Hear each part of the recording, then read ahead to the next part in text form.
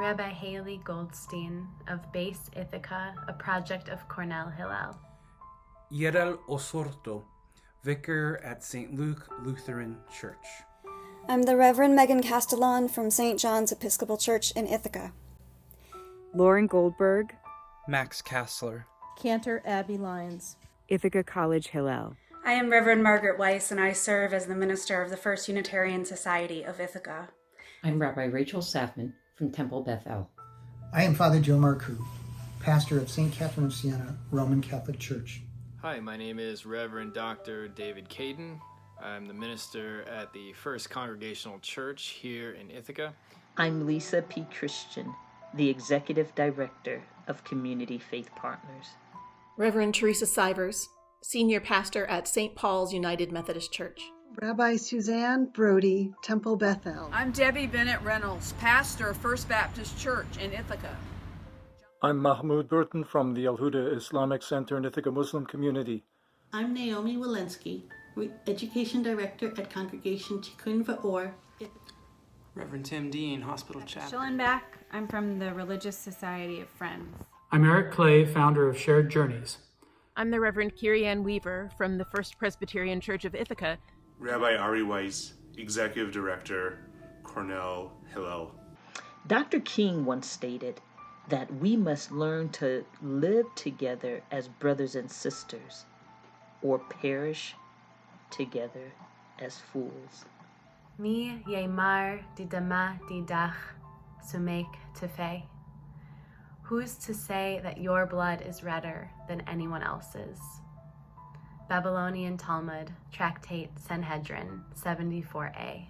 John's first letter tells us God is love, and those who love live in God, and God lives in them. There is no fear in love, but perfect love casts out fear. I'm going to share from one of the classic commentary on the 40 Hadith of Imam al-Nawawi. The faith of no one will be complete and perfected until his Islam includes safety for people, the desire to do good to them, and to have goodwill for all of them in his dealings with them. Elohai natzor lashoni meira usfatai midaber mirma. My God, keep my tongue from evil, my lips from lies. In our baptismal covenant, every time we baptize a new baby or welcome someone new into our church, every time we gather for a big occasion, we repeat together, will you seek and serve Christ in all persons, loving your neighbor as yourself? And we respond, I will, with God's help. Bienaventurados los que tienen hambre y sed de justicia, pues ellos serán saciados. Blessed are those who hunger and thirst for justice, for they will be filled. Matthew 5, verse 6. Our tradition teaches us that there is a reason that Adam was created as a single human being in the image of God. Shelo yomar Adam lachavero Abba gadol me'avicha, so that one person will not say to another, my ancestor is better than your ancestor. Sanhedrin 4:5. As Unitarian Universalists, we affirm the inherent worth and dignity of every being. Our values are grounded in justice, compassion, and equity, and we affirm love in the face of hatred. We affirm a freedom of thought and conscience, and strive for peace in ourselves and in our communities. In 1656, our founder George Fox wrote these words: be patterns, be examples in all countries, places, islands, nations, wherever you come, that your carriage and your life may preach among all sorts of people and to them. Then you will come to walk cheerfully over the world, answering that of God in everyone. The Torah teaches in Vayikra chapter 19, verse 18, V'ahavta l'reacha kamocha, and you shall love your fellow as yourself. This speaks not only of instances in which we are in agreement with our fellows, but also in instances of radical disagreement. Even then we are taught, you must deal with your fellow with dignity, with respect, and with compassion. Text where Jesus is asked about the greatest commandment in the Jewish law. "Teacher," asked the lawyer of Jesus, "which commandment in the law is the greatest?" Jesus said to him, "You shall love the Lord your God with all your heart, and with all your soul, and with all your mind. This is the greatest and first commandment, and a second is like it. You shall love your neighbor as yourself.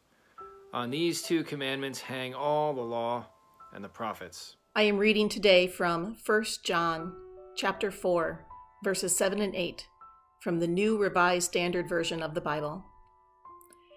Beloved, let us love one another, because love is from God. Everyone who loves is born of God and knows God. Whoever does not love does not know God, for God is love. And as Presbyterians, we do things by group, so that's the setting out of which this statement arose. In the Bible, we are commanded to love our neighbor as ourselves, but we are also required to do justice, which means that when someone else chooses hate, we have to step in and try to right that wrong. Instead, we choose love. Scripture teaches us to love one another because God is love, and we are all made in His image. Let's reject the path of the fool.